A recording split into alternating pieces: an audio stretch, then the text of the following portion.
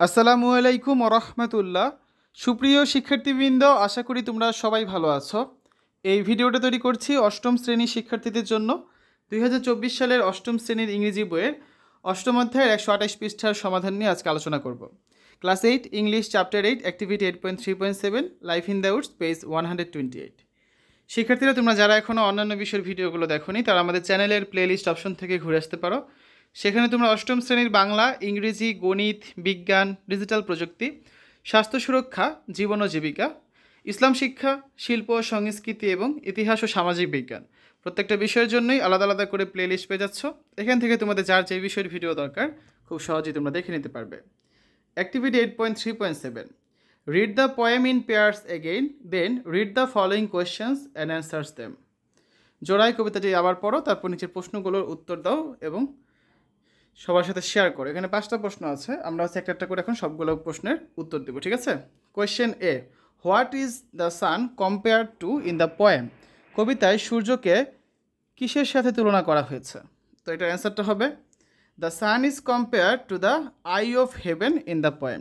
কবিতায় সূর্যকে স্বর্গের চোখের সাথে তুলনা করা হয়েছে।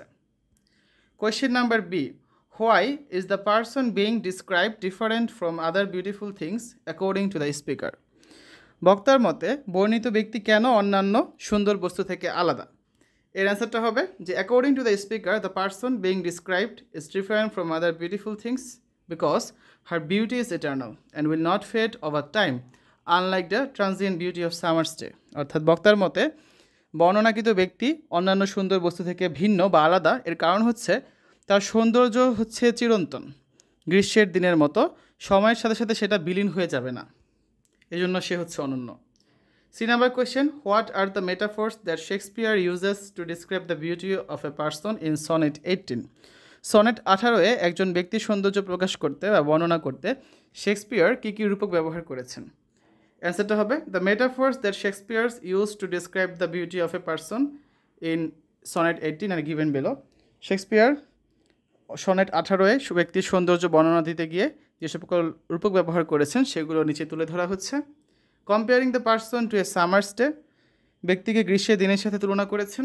Referring to the person's beauty as an eternal summer that will not fade, ব্যক্তির সৌন্দর্যকে একটা শাশ্বত গ্রীষ্ম বলে তিনি এখানে বর্ণনা করেছেন, যা কখনো বিলীন হবে না, ঠিক আছে? এরপর দেখো, 2 নাম্বার কোয়েশ্চেনে আছে in the line long lives this and this gives life to thee, what or whom is the metaphor life used for?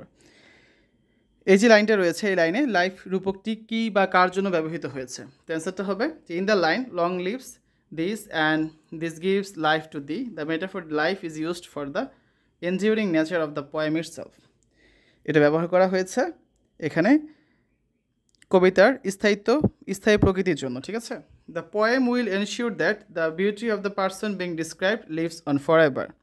কবিতাটি নিশ্চিত করে যে বর্ণিত ব্যক্তির সৌন্দর্য চিরকাল বেঁচে থাকবে। Last question E number, what is the overall message of sonnet 18? Sonnet 18 এর সার্বিক বার্তাটা কি? The overall message of sonnet 18 is the beauty of the person being addressed is so extraordinary and above the time that it will be preserve for ever in the lines of the poem. এই sonnet 18 এর সামগ্রিক বার্তা হচ্ছে যে ব্যক্তির সৌন্দর্যকে এত অসাধারণ বা সময়ের ঊর্ধ্বে বলে বর্ণনা করা হয় যে এটি চিরকাল কবিতার পংক্তির মাঝে সংরক্ষিত থাকবে। The speaker emphasizes the idea that as long as there are people in the world, the poem will ensure the immortality of the beloved beauty.